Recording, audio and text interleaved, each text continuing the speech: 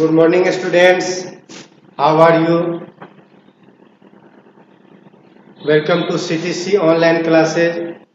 मैं इस online classes के द्वारा आप लोगों के लिए आपके बुक का सेकेंड पार्ट का प्रथम चैप्टर कंपनी को लेकर आया हूं। आज मैं इस कंपनी चैप्टर के अंतर्गत कुछ टॉपिक पर चर्चा करेंगे।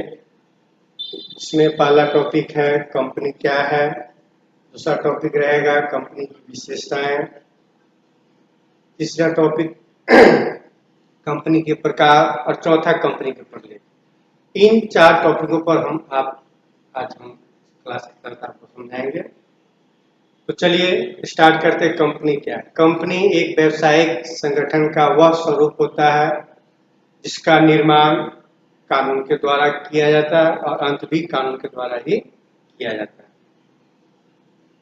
दूसरे शब्दों में कंपनी व्यक्तियों का एक ऐच्छिक संगठन को कहते हैं जिसकी स्थापना कानून के द्वारा होता है और जिसकी पूंजी हस्तांतरणीय अंशों में विभाजित रहती है।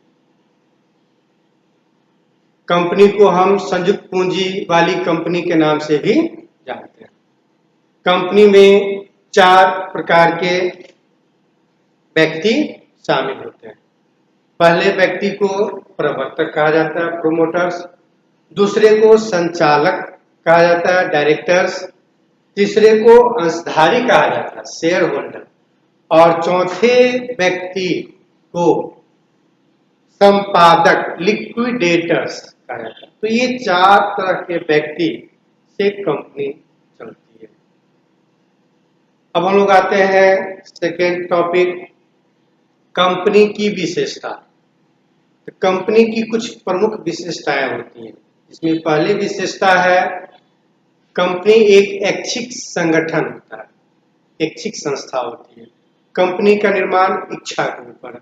हमारी आपकी इच्छा है तो अपने फर्म को कंपनी का रूप दे, अन्यथा नहीं दे। दूसरी विशेषता है कंपनी की पूंजी हस्तांतरणीय होती है। कंपनी की पूंजी हस्तांतरणीय होती है अर्थात कंपनी की अंश पूंजी, अर्थात हम आप उसको बेच सकते हैं, खरीद सकते हैं, हस्तांतरणीय होता है। फिर अगली विशेषता है कंपनी का अस्थायित्व, कंपनी का अस्तित्व। तो कंपनी का अस्तित्व अस्थायी होता है, अस्थायी नहीं होता है। जैसे साझेदारी में हमने आपने पढ़ा था, कंपनी साझेदारी का अस्तित्व अस्थिर रहता, अस्थायी रहता। किसी साझेदार के प्रवेश करने से या किसी साझेदार के मृत्यु हो जाने से या अवकाश ग्रहण हो जाने से साझेदारी समाप्त हो जाती है। ऐसा कंपनी में ऐसा कुछ भी नहीं होता। कंपनी का जो अस्तित्व होता है वो स्थिर होता है, अस्थायी होता है। इसमें किसी अंशधारी के आ जाने से, चले जाने से कंपनी पर इसका कोई प्रभाव नहीं पड़ता है। तो इसकी अगली विशेषता हुई। फिर अगली विशेषता है कंपनी का सार मुद्रा। हर एक कंपनी का अपना एक सार मुद्रा होता है जो एक हस्ताक्षर का काम करता है। यदि कंपनी के प्रलेखों पर, डॉक्यूमेंट्स पर अगर ये सार मुद्रा ना हो तो उस पर कोई विश्वास नहीं कर सकता, वो विश्वसनीय नहीं रह जाता है। तो किसी कंपनी को विश्वसनीय होने के लिए, उसके प्रलेखों को विश्वसनीय होने के लिए उसके एक सार मुद्रा का होना आवश्यक होता है। उसके बाद हम लोग चलते हैं अगली विशेषता, कंपनी का प्रबंध और स्वामित्व।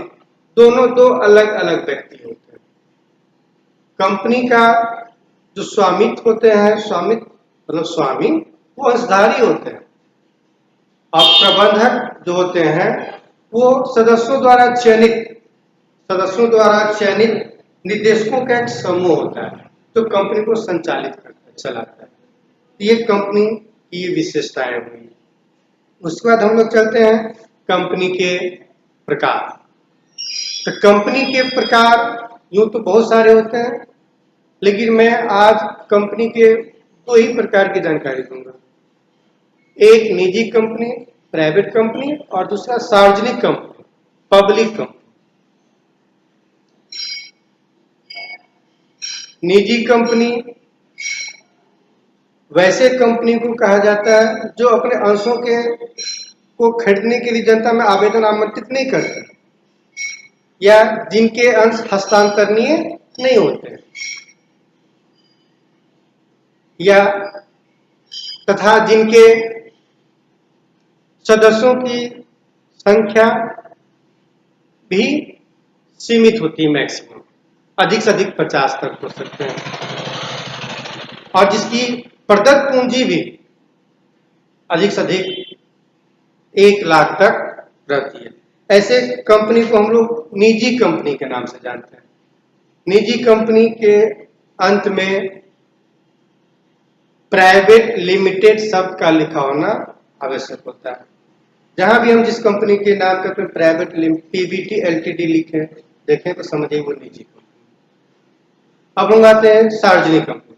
तो सार्वजनिक कंपनी जो निजी कंपनी नहीं वो सार्वजनिक कंपनी, अर्थात वह कंपनी जो अपने अंशों को खरीदने के लिए जनता में आवेदन आमंत्रित करती है तथा जिसके अंशों को हम बेच सकते हैं, खरीद सकते हैं, हस्तांतर नहीं होते जिनके अंश, और जिनकी प्रदत्त पूंजी भी 5 लाख तक होती है, और सदस्यों की संख्या की कोई सीमा, इसमें कोई अधिकतम सदस्य संख्या कोई लिमिटेशन नहीं होता है। तो ऐसे कंपनी को हम लोग सार्वजनिक कंपनी, इसके नाम के अंत में एलटीडी, ओनली एलटीडी, लिमिटेड सब लिखा रहता है, ये सार्वजनिक कंपनी। और हम लोग अब नेक्स्ट टॉपिक पर चलते हैं, कंपनी के प्रलेख। तो कंपनी के प्रलेख मुख्य रूप से 3 होते हैं। फर्स्ट, पार्षद सीमा नियम, दूसरा पार्षद अंतर नियम, और तीसरा प्रलेख।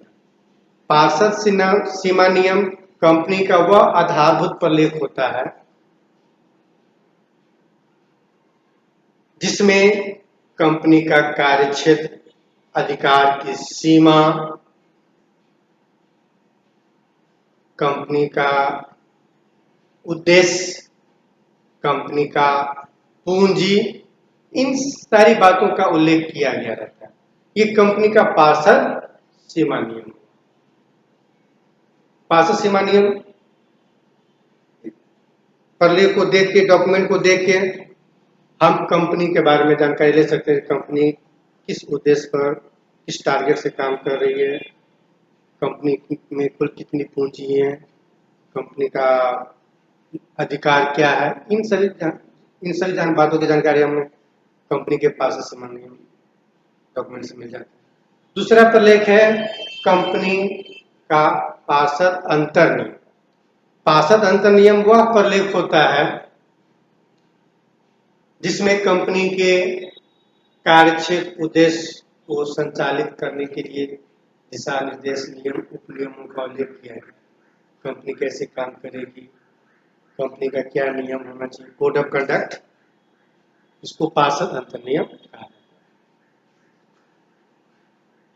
तीसरी प्रलेख प्रविवरण, प्रोस्पेक्टस। प्रविवरण वह प्रलेख होता है कंपनी का जिसके माध्यम से कंपनी हमें अंश खरीदने के लिए आमंत्रित करती है।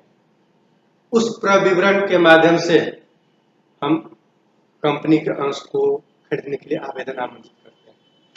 कंपनी के प्रलेख में कंपनी के बारे में जानकारी दी गई रहती है। कंपनी की कुल पूंजी कितनी है, कंपनी की लाभ कमाने की क्षमता क्या है, कंपनी कितने लाभांश दे रही है, कंपनी का बैकग्राउंड, प्रेजेंटेशन, इन सारी बातों की जानकारी उस प्रलेख में दी गई रहती है। कंपनी कोई भी मिथ्यापूर्ण वर्णन, सूचना उस प्रलेख में नहीं डाल सकती, और इसी के तहत हम आप उस कंपनी पर विश्वास करते हैं, भरोसा करते हैं और उसके अंशों को खरीदते हैं। अगर कंपनी उस प्रविवरण में कोई मिथ्यापूर्ण वर्णन की सूचना देती है और हम आप उस पर विश्वास कर लेते हैं, उसके अंश को खरीद लेते हैं, और हमें आपको कोई नुकसान होता है, अंशधारियों को कोई नुकसान होता है, इसकी जवाबदेही कंपनी के संचालक पर होता है।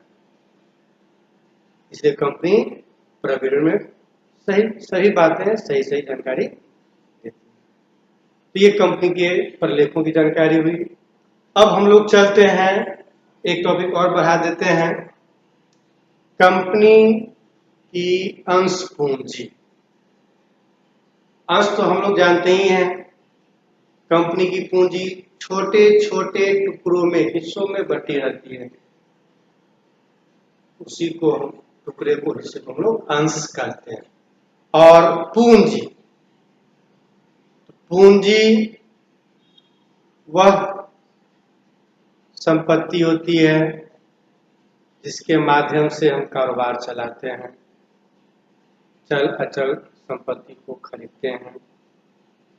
तो कंपनी की अंश पूंजी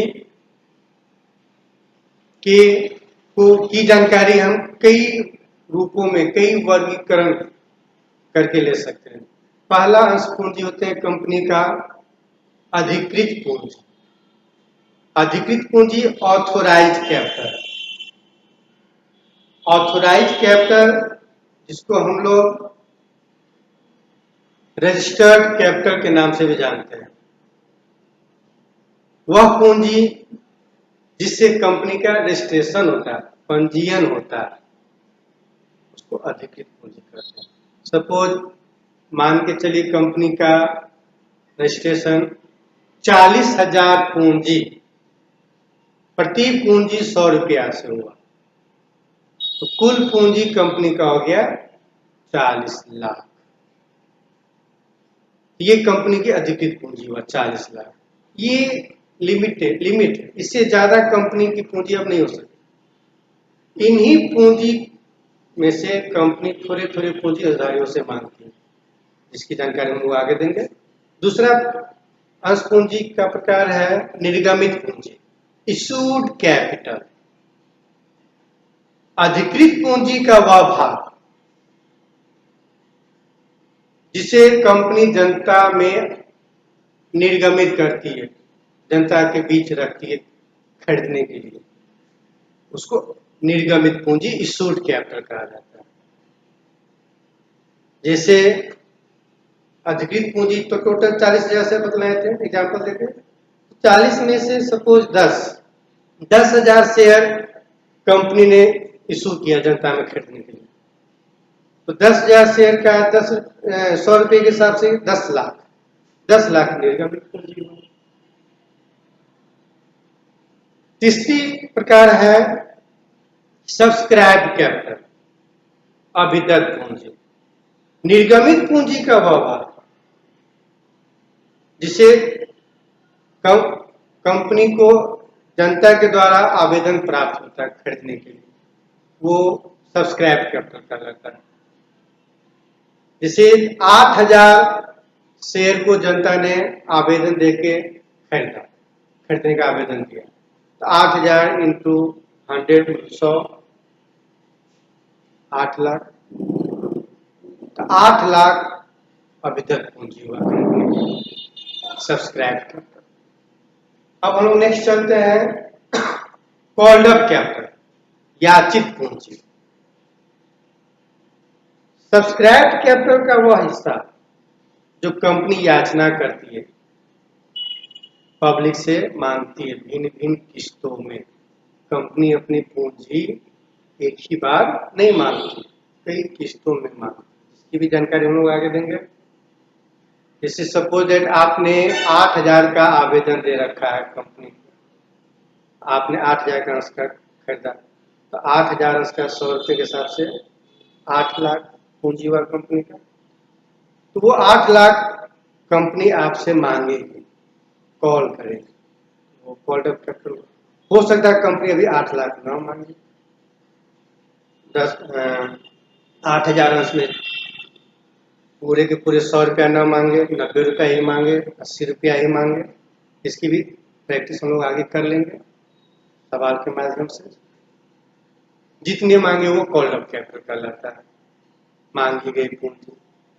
नेक्स्ट है paid up capital. Paid up capital चुकता पूंजी, मांगी गई पूंजी का कॉल्ड अप कैपिटल का वह हिस्सा, वह भाग जो कंपनी को प्राप्त हो चुका रहता है, अर्थात अंशधारी ने उसका पेमेंट कर रखा होता है, वो कॉल्ड अप कैपिटल कहलाता है। तो ये कंपनी की पूंजी, अंश पूंजी के प्रकार हुआ। इस तरह से हम लोग आगे के टॉपिक को अगले नेक्स्ट क्लास में हम लोग देखेंगे, और इस क्लास को हम चाहते हैं आज ही यहाँ पे समाप्त करें। और ये क्लास आपको कैसा लगा, हो सकता है कुछ त्रुटि हुई होगी, और इस त्रुटि को हम तभी सुधार कर सकते हैं जब आप अपना फीडबैक दीजिएगा। हमारे इस वीडियो को लाइक कीजिए, सब्सक्राइब कीजिए और अपना कमेंट फीडबैक दीजिए, ताकि हम कोशिश करेंगे इससे भी बेहतर से बेहतर वीडियो हम आपके लिए ला सकते। ये तुम्हारी एक पहली कोशिश थी आपके बीच में ऑनलाइन उपस्थित होने का, इसलिए इस पर आप लोग अपना कमेंट जरूर से जरूर कीजिएगा। यह करते हुए मैं आज का क्लास में यहाँ पे समाप्त करता हूँ।